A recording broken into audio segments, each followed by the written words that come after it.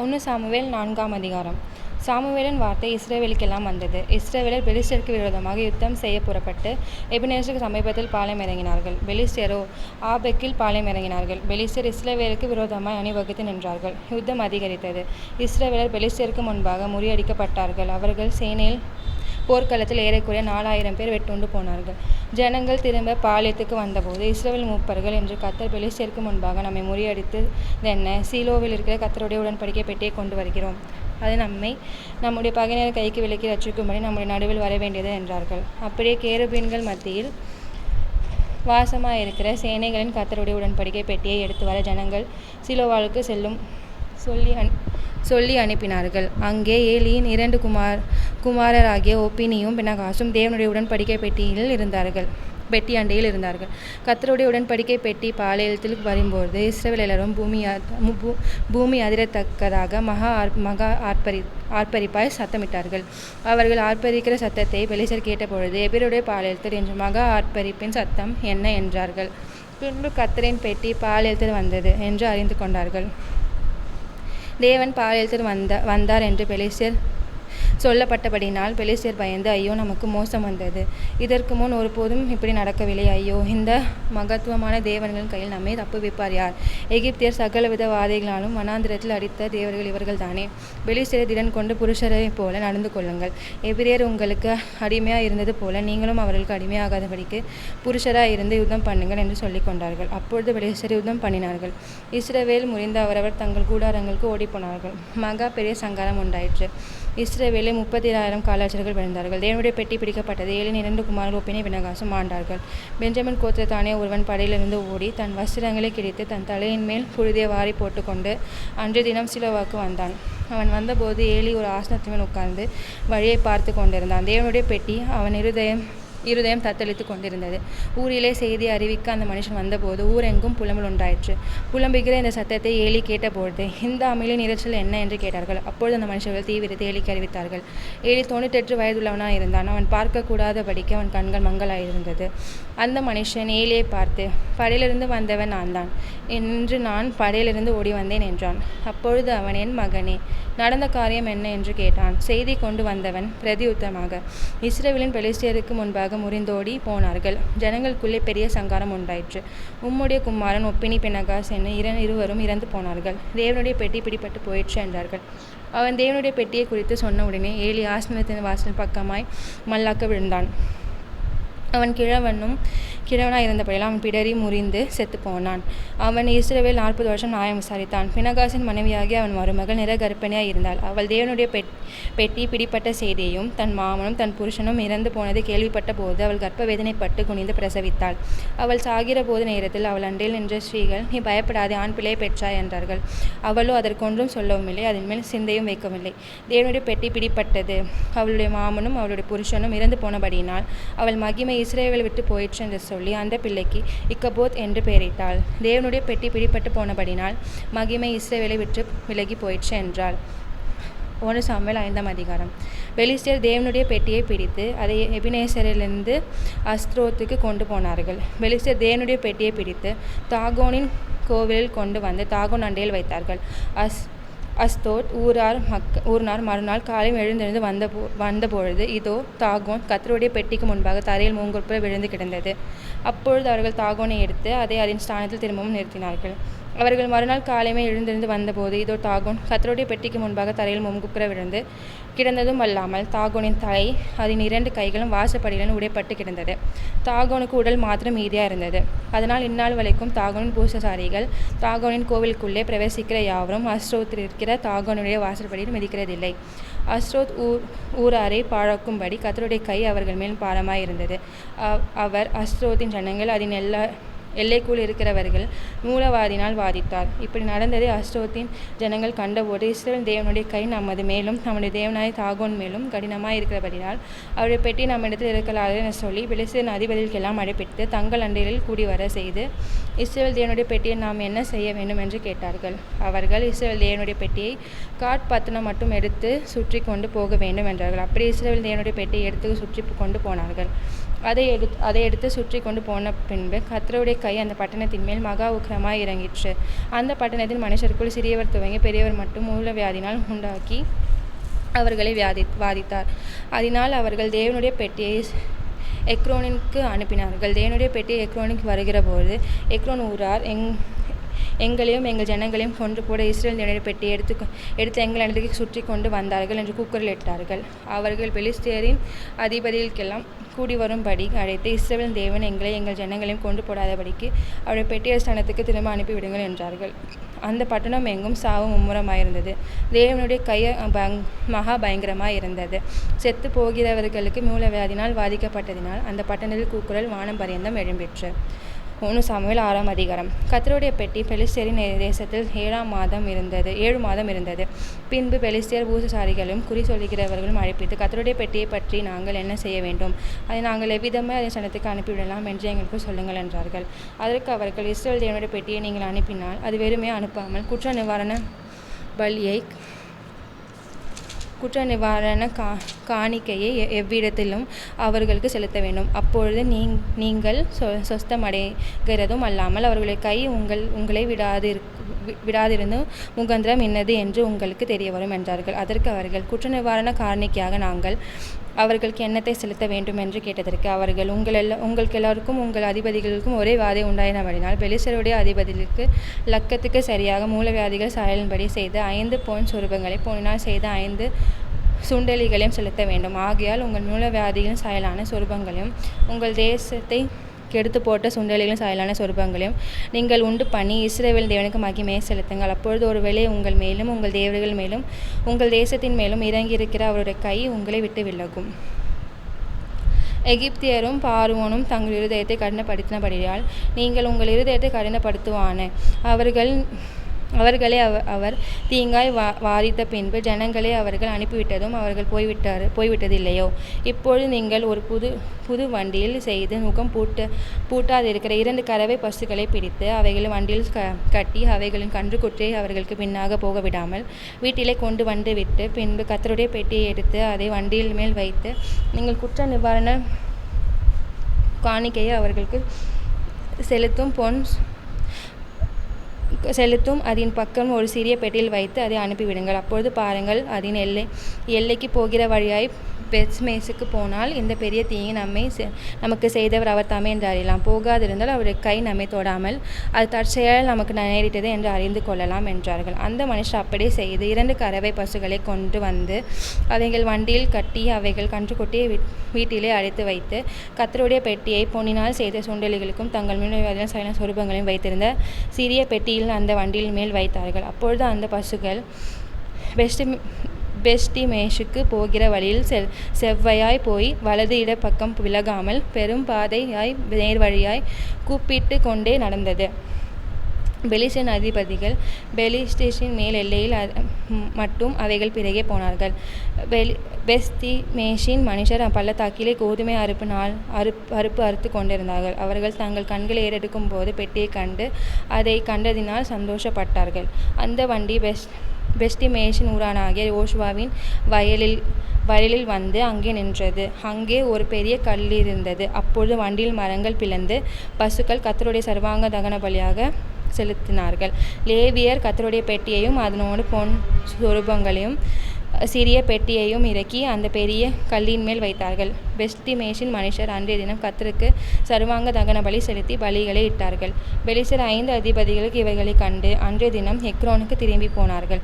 பெலிஸ்தர் குற்ற நிவாரணத்துக்காக கர்த்தருடைய செலுத்தின மூலவியாதியின் சாயலான பொன் சொரூபங்களான அஸ்தரோத்துக்காக 1 காசாவுக்கும் 1 அஸ்கலோனுக்கும் 1 காத்துக்கும் 1 எக்ரோனுக்கும் 1 பொன்னினால் செய்த சுண்டெலிகள் வென்ற அரணான பட்டணங்கள் துவங்கி நாட்டில் உள்ள கிராமங்கள் மற்றும் கர்த்தருடைய பெட்டியை வைத்த பெரிய கல்லிருக்கிற ஆபேல் மற்றும் 5 அதிபதிகளுக்கும் பெலிஸ்தருடைய சகல ஊர்களின் இலக்கத்துக்கு சரியாக அந்த கல் இந்நாள் வரைக்கும் பெத்ஷிமேசின் ஊரானாகிய யோசுவாவின் வயலில் இருக்கிறது. அதனால் பெத்ஷிமேசின் மனுஷர் கர்த்தருடைய பெட்டிக்கு பார்த்தபடினால் கர்த்தர் ஜனங்களை 50,070 பேரை அடித்தார். அப்பொழுது கர்த்தர் ஜனங்கள் பெரிய சங்காரம் அடித்த நிமித்தம் ஜனங்கள் துக்கிக் கொண்டிருந்தார்கள். இந்த பரிசுத்தமான தேவனாகிய கர்த்தருடைய பெட்டிக்கு நிற்கத்தக்கவன் யார்? பெட்டி நம்மிடத்தில் யாரிடத்துக்கு போகும் என்று பெலிஸ்தேர் மனுஷர் சொல்லி கிரியாத்தீமின் குடிகளுக்கு ஆட்களை அனுப்பி பெலிஸ்தர் கர்த்தருடைய பெட்டியை திரும்ப அனுப்பினார்கள். நீங்கள் வந்து அதை உங்களிடத்தில்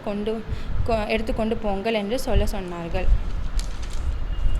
1 சாமுவேல் 7ஆம் அதிகாரம். அந்தபடி கிரியாத்தீமின் மனுஷர்கள் வந்து கர்த்தருடைய பெட்டியை எடுத்து மேட்டின் மேல் இருக்கிற அபினதாபின் வீட்டில் கொண்டு வந்து வைத்து கர்த்தருடைய பெட்டியை காக்கும்படி அவன் குமாரனாகிய எலியாசாரின் பரிசுத்தப்படுத்தினார்கள். பெட்டி கிரியாத்தாமில் அநேக நாள் தங்கியிருந்தது. 20 வருஷம் அங்கே இருந்து இஸ்ரவேல் குடும்பத்திலெல்லாம் கர்த்தரை நினைத்து புலம்பிக் கொண்டிருந்தார்கள். அப்பொழுது சாமுவேல் இஸ்ரவேல் குடும்பத்தார் யாவரையும் நோக்கி, நீங்கள் உங்கள் முழு இருதயத்தோடு கர்த்தரிடம் திரும்புங்கள். அநேக தேவர்களை அஸ்தோத்துக்கு உங்கள் நடுவில் விலக்கி உங்கள் இருதயத்தை கர்த்தருக்கு நேராக்கி அவர் ஒருவருக்கு ஆராதனை செய்யுங்கள். அப்பொழுது அவர் உங்களை பெலிஸ்தருடைய கைகளுக்கு நீங்களாக்கி விடுவார் என்றார். அப்பொழுது இஸ்ரவேல் புத்திரர் பாகாலையும் அஸ்தோத்தையும் விலக்கிவிட்டு கர்த்தர் ஒருவருக்கு ஆராதனை செலுத்தினார்கள். பின்பு சாமுவேல், நான் உங்களுக்காக கர்த்தரை மன்றாடும்படிக்கு இஸ்ரவேல் எல்லோரையும் மிஸ்பாவிலே கூட்டுங்கள் என்றான். அவர்கள் அப்படியே மிஸ்பாவிலே கூடி வந்து தண்ணீர் மொண்டு கர்த்தருடைய சந்நிதியில் ஊற்றி அன்றைய தினம் உபவாசம் பண்ணி கர்த்தருக்கு விரோதமாக பாவம் செய்தோம் என்று அங்கே சொன்னார்கள். மிஸ்பாவிலே சாமுவேல் இஸ்ரவேல் புத்திரர் நியாயம் விசாரித்து கொண்டிருந்தான். இஸ்ரவேல் புத்திரர் மிஸ்பாவிலே கூடி வந்து பெலிஸ்தர் கேள்விப்பட்ட போது பெலிஸ்தரின் அதிபதிகள் இஸ்ரவேலுக்கு விரோதமாக எதிர்த்து வந்தார்கள். அதை இஸ்ரவேல் புத்திரர் கேட்டு பெலிஸ்தரின் நிமித்தம் பயப்பட்டு சாமுவேலை நோக்கி, நம்முடைய தேவனாய் கர்த்தர் எங்களை பெலிஸ்தரின் கைக்கு நீங்களாக்கி ரட்சிக்கும்படி எங்களுக்கு அவரை நோக்கி ஓயாமல் வேண்டிக் கொள்ளும் என்றார்கள். அப்பொழுது சாமுவேல் பால் குடிக்கிற ஒரு ஆட்டுக்குட்டியை பிடித்து அதை கர்த்தருடைய சர்வாங்க தகன பலியாக செலுத்தி இஸ்ரவேலுக்காக கர்த்தரை நோக்கி வேண்டிக் கொண்டான். கர்த்தர் அவனுக்கு மறுமொழி அருள செய்தார். சாமுவேல் சர்வாங்க தகன பலியாக செலுத்துகையில் பெலிஸ்தர் இஸ்ரவேல் மேல் யுத்தம் பண்ண நெருங்கினார்கள். கர்த்தர் மகா பெரிய இடி முழக்கங்களையும் பெலிஸ்தர் மேல் அந்நாளில் முழங்க பண்ணி அவர்களை கலங்கடித்ததினால் அவர்கள் இஸ்ரவேலுக்கு முன்பாக பட்டு விழுந்தார்கள். அப்பொழுது இஸ்ரவேல் மிஸ்பாவிலிருந்து பெலிஸ்தருக்கு பின் தொடர்ந்து போய் பெத்காஹீம் பள்ளத்தாக்கு மட்டும் அவர்களை முறியடித்தார்கள். அப்பொழுது சாமுவேல் ஒரு கல்லை எடுத்து மிஸ்பாவுக்கு நடுவாக நிறுத்தி, இம்மட்டும் கர்த்தர் எங்களுக்கு உதவி செய்தார் என்று சொல்லி அதற்கு எபினேசர் என்று பெயரிட்டான். இந்த பிரகாரமாய் பெலிஸ்தர் அப்புறம் இஸ்ரவேல் கையில் வராதபடிக்கு தாழ்த்தப்பட்டார்கள். சாமுவேலின் நாளெல்லாம் கர்த்தருடைய கை பெலிஸ்தருக்கு விரோதமாக இருந்தது.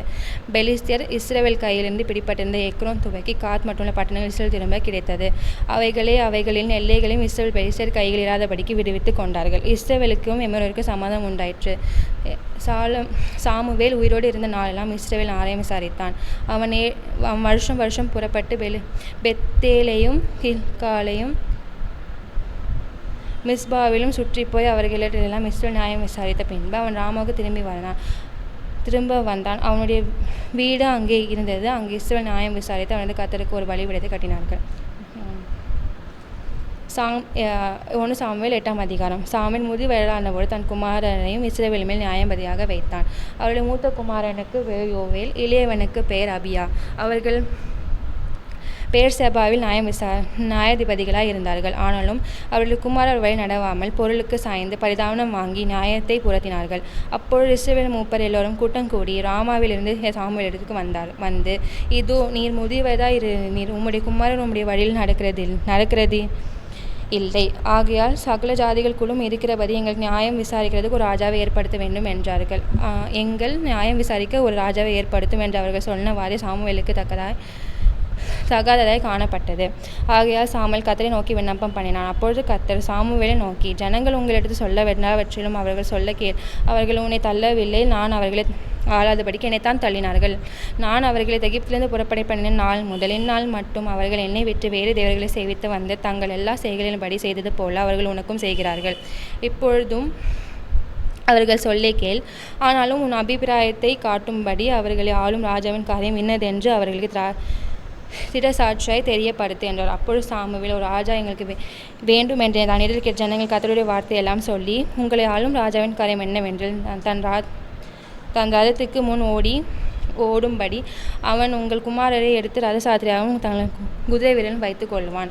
1000 பேருக்கு 50 பேருக்கு தலைவராகவும் தன் நிலத்தை உழுகிறவன் தன் விளைச்சலை அறுக்கிறவன் தன் யுத்த ஆயுதங்களையும் தன் ரதங்களின் பனிமுட்டுகளையும் பண்ணுகிறவனாகவும் அவர்களுக்கு வைத்துக் கொள்வான். உன் குமாரத்திகளை பரிமளம் தைலம் செய்கிறவர்களுக்கு, சமையல் பண்ணுகிறவர்களுக்கு, அப்பம் சுடுகிறவர்களுக்கு வைத்துக் கொள்ளுவான். உன் வயலிலும் உன் திராட்சரசத்திலும் உன் ஒலிவ தோப்பிலும் நல்லவைகளை எடுத்துக்கொண்டு தன் ஊழியக்காரர்களுக்கு கொடுப்பான். உன் தானியத்திலும் உன் திராட்சை பழங்களிலும் தசம்பாகமாக வாங்கி தன் பிரதானிகளுக்கு தன் சேவர்களுக்கு கொடுப்பான். உன் வேலைக்காரரும் உன் வேலைக்காரிகளும் உன் திறமைக்கு வாலிபரும் உங்கள் கழுதை எடுத்து தன்னுடைய வேலைகளுக்கு வைத்துக் கொள்வார்கள். உங்கள் ஆடுகளை 10 ஒன்று எடுத்துக்கொள்வாங்க. நீ அவனுக்கு வேலையாட்கள் ஆவீர்கள். நீங்கள் தெரிந்து கொண்ட உங்கள் ராஜாவின் அந்நாளுக்கு முறையிடும். ஆனால் கர்த்தருடைய அந்நாள் உங்களுக்கு செவி கொடுக்க மாட்டான் என்றார். ஜனங்கள் சாமுவேலின் சொல் கேட்டு மனதில்லாமல் அப்படியே எங்களுக்கு ஒரு ராஜா இருக்க வேண்டும் என்றார்கள். சகல ஜாதிகளும் போல் நாங்களும் இருப்போம் என்று நியாயம் விசாரிக்க எங்களுக்கு முன்பாக யுத்தங்கள் நடக்க வேண்டும் என்றார்கள். கர்த்தர் சாமுவேலை நோக்கி, நீ அவர்கள் சொல்லி கேட்டு அவர்களை ஆள ராஜாவை ஏற்படுத்து என்றார். அப்போது சாமுவேல் இஸ்ரவேல் ஜனங்களை பார்த்து அவர்கள் தங்கள் ஊருக்கு போகலாம் என்றார். 1 சாமுவேல் 9வது அதிகாரம். பெஞ்சமின் கோத்திரத்தாரில் கீஸ் என்னும் பேருள்ள மகா பராக்கிரமசாலியான ஒரு மனுஷன் இருந்தான். அவன் பெஞ்சமின் கோத்திரத்தாரானாகிய அபியாவின் மகனாகிய பேரகோத்திற்கு பிறந்த சேரோனின் புத்திரனாகிய அபியேலின் குமாரன். அவனுக்கு சவுல் என்னும் பேருள்ள சௌந்தரியமான வாலிபனாகிய ஒரு குமாரன் இருந்தான். இஸ்ரவேல் புத்திரர் அவனை பார்க்கிலும் சௌந்தரியவான்கள் இல்லை. எல்லா ஜனங்களுக்கும் அவன் தோள்கள் கீழாக தக்கதாய் உயரம் உள்ளவனாய் இருந்தான். சவுலின் தகப்பனாகிய கீசினுடைய கழுதைகள் காணாமல் போயிற்று. ஆகையால் கீஸ் தன் குமாரனான சவுலை நோக்கி, நீ வேலைக்காரில் ஒருவனை கூட்டிக் கொண்டு கழுதைகளை தேட புறப்பட்டு போ என்றான். அப்படியே அவன் எப்பிராயிம் மலையிலும் சலீஷா நாட்டையும் கடந்து போனான். அங்கே அவர்களை காணாமல் சாலிம் நாட்டை கடந்தார்கள். அங்கேயும் காணவில்லை. பெஞ்சமின் நாட்டை உருவ கடந்து அவைகள் காணவில்லை. அவர்கள் சூப் என்னும் நாட்டிற்கு வந்தபொழுது சவுல் தன்னோடு இருந்த வேலைக்காரனை நோக்கி, என் தகப்பன் கழுதையின் மேலும் கவலையை விட்டு நமக்காய் கவலைப்படாதபடிக்கு திரும்ப போவோம் வா என்றான். அதற்கு அவன், இதோ இந்த பட்டணத்தில் தேவனுடைய மனுஷன் ஒருவன் இருக்கிறார். அவர் பெரியவர். அவர் சொல்கிறதெல்லாம் தப்பாமல் நடக்கும். அங்கே போவோம். ஒருவேளை அவர் நாம் போக வேண்டிய நம்முடைய வழியை நமக்கு தெரிவிப்பார் என்றான். அப்பொழுது சவுல் தன் வேலைக்காரனை பார்த்து, நான் போனாலும் அந்த மனுஷன் எண்ணத்தை கொண்டு போவோம். நம்முடைய பையில் இருந்த தின்பண்டங்களையும் செலவழிந்து போயிற்று. தேவனுடைய மனுஷனாகி அவருக்கு கொண்டு போகத்தக்க காணிக்கை நம்மிடத்தில் ஒன்றும் இல்லையே என்றான். அந்த வேலைக்காரன் பின்னும் சவுலை பார்த்து, இதோ என் கையில் இன்னும் 1/4 சேக்கல் வெள்ளி இருக்கிறது. தேவனுடைய மனுஷன் நமக்கு நம்முடைய வழியை அறிவிக்கும்படி அதை அவர்களுக்கு கொடுப்பேன் என்றான். முற்காலத்தில் இஸ்ரவேலில் யாரொருவரும் தேவனிடத்தில் விசாரிக்க போனால் ஞானதிருஷ்டிக்காரனிடத்திற்கு போவோம் வாருங்கள் என்பார்கள். இந்நாளே தீர்க்கதரிசி எண்ணப்படுகிறவன் முற்காலத்திலே ஞானதிருஷ்டிக்காரன் எண்ணப்படுவான். அப்பொழுது சவுல் தன் வேலைக்காரனை நோக்கி, நல்ல காரியம் சொன்னாய், போவோம் வா என்றான். அப்படியே தேவனுடைய மனுஷன் இருந்த பட்டணத்துக்கு போனார்கள். அவர்கள் பட்டணத்து மேட்டின் வழியாய் ஏறுகிற போது தண்ணீர் எடுக்க பெண்களை கண்டு, ஞானதிருஷ்டிக்காரன் இங்கே இருக்கிறாரா என்று அவர்களை கேட்டார்கள். அதற்கு அவர்கள், இருக்கிறார், இதோ உங்களுக்கு எதிரே இருக்கிறார், தீவிரமாய் போங்கள். இன்றைக்கு ஜனங்கள் மேடையில் பலியிடுகிறபடினால் இன்றைய தினம் பட்டணத்துக்கு வந்தார். நீங்கள் பட்டணத்துக்குள் பிரவேசித்த உடனே அவர் மேடையில் மேல் போஜனம் பண்ணுகிறதற்கு முன்னே அவரை காண்பீர்கள். அவர்கள் வரும் மட்டும் ஜனங்கள் போஜனம் பண்ண மாட்டார்கள். பலியிட்டதை அவர் ஆசீர்வதிப்பார். பின்பு அழைக்கப்பட்டவர்களே போஜனம் பண்ணுவார். உடனே பொங்கல் இந்நேரத்திலே அவரை கண்டு கொள்ளலாம் என்றார்கள். அவர்கள் பட்டணத்துக்கு போய் பட்டணத்தின் நடுவே சேர்ந்தபோது இதோ சாமுவேல் மேடையில் மேல் ஏறி போகிறதற்காக அவனுக்கு எதிரே புறப்பட்டு வந்தான். சவுல் வர ஒரு நாள் முன்னே கர்த்தர் சாமுவேல் எடுத்து காதுகளை கேட்க, நாளை நேரத்துக்கு பெஞ்சமின் நாட்டானே ஒரு மனுஷன் உங்களிடத்து அனுப்புவேன். அவனை என் ஜனமாகிய இஸ்ரவேலின் மேல் அதிபதியாகி அபிஷேகம் பண்ண கடவாய். அவன் என் ஜனத்தை பெலிஸ்தரது கையில் நீங்களாக்கி ரட்சிப்பான். என் ஜனத்தின் முறையிடுதல் என்னிடத்தில் வந்து எட்டினபடினால் நான் அவர்கள் கடாய்ச்சித்தேன் என்று வெளிப்படுத்தினிருந்தார். சாமுவேல் சவுலை கண்டபொழுது கர்த்தர் அவரிடத்தில், இதோ நான் உனக்கு சொல்லியிருந்த மனுஷன் இவனே, இவன்தான் என் ஜனத்தை ஆளுவான் என்றார். சவுல் நடுவாசல் சாமுவேல் இடத்தில் வந்து, ஞானதிருஷ்டிக்காரன் வீடு எங்கே சொல்லும் என்று கேட்டான். சாமுவேல் சவுலுக்கு பிரதியுத்தரமாக, ஞானதிருஷ்டிக்காரன் நான் தான். நீ எனக்கு முன்னே மேடையில் மேல் ஏறிப்போ. நீங்கள் இன்றே என்னோடு போஜனம் பண்ண வேண்டும். நாளை காலைமே நான் உங்கள் இருதயத்தில் உள்ளதை எல்லாவற்றையும் உனக்கு அறிவித்து உன்னை அனுப்பிவிடுவேன். 3ஆம் நாளுக்கு முன்னே காணாமற் போன கழுதையை பற்றி கவலைப்பட வேண்டாம். அவைகளாகப்பட்டது. இதெல்லாம் சகல இஸ்ரவேலின் யாரும் நாடுகிறது. உன்னை உன் வீட்டார் அனைவரையும் அல்லவா என்றான். அப்பொழுது சவுல் பிரதியுத்தரமாக, நான் இஸ்ரவேலின் கோத்திரத்தில் சிறியதான பெஞ்சமின் கோத்திரத்தான் அல்லவோ? பெஞ்சமின் கோத்திரத்தின் குடும்பங்கள் எல்லாம் என் குடும்பம் அற்பமானது அல்லவா? நீர் இப்படிப்பட்ட வார்த்தையை என்னிடத்தில் சொல்லுவானே என்றான். சாமுவேல் சவுலை அவன் வேலைக்காரன போஜனக்குள் அழைத்து கொண்டு போய் அவர்களை அழைக்கப்பட்டவர்களுக்குள்ளே தலையமாய் இடத்தில் வைத்தான். அழைக்கப்பட்டவர்கள் ஏறக்குறைய 30 பேராய் இருந்தார்கள். பின்பு சாமுவேல் சமையல்காரனை பார்த்து, நான் உன் கையில் ஒரு பங்கை கொடுத்து வைத்தேன், அதை கொண்டு வந்து வை என்றான். அப்பொழுது சமையல்காரன் ஒரு முன்தொடையும் அதோடு இருந்ததை எடுத்துக்கொண்டு வந்து அதை சவுலுக்கு முன்பாக வைத்தான். அப்பொழுது சாமுவேல், இது உனக்கென்று வைக்கப்பட்டது, இதை உனக்கு முன்பாக வைத்து சாப்பிடு. தான் ஜனங்களை விருந்துக்கு அழைத்தது முதல் இதுவரைக்கும் இது உனக்காக வைக்கப்பட்டிருந்தது என்றான். அப்படியே சவுல் அன்றைய தினம் சாமுவேலோடு சாப்பிட்டான். அவர்கள் மேடையிலிருந்து பட்டணத்துக்கு இறங்கி வந்த பின்பு அவர் மேல் வீட்டில் சவுலோடு பேசி கொண்டிருந்தார்கள். அவர்கள் அதிகாலமே கிழக்கு வெளுக்கிற நேரத்தில் எழுந்திருந்து சாமுவேல் சவுலை மேல் வீட்டின் மேல் அழைத்து, நான் உன்னை அனுப்பிவிடும்படிக்கு ஆயத்தப்படு என்றான். சவுல் ஆயத்தப்பட்ட போது அவனுக்கு சாமுவேல் இருவருமாக வெளியே புறப்பட்டார்கள். அவள் பட்டணத்தின் கடைசியில் மட்டும் இறங்கி வந்தபோது சாமுவேல் சவுலை பார்த்து, வேலைக்காரன் நமக்கு முன்னே நடந்து போக சொல் என்றான். அப்படி அவன் நடந்து போனான். இப்பொழுது நான் தேவனுடைய வார்த்தையை உனக்கு தெரிவிக்கும்படி நீ சற்றே தரித்து நில் என்றான்.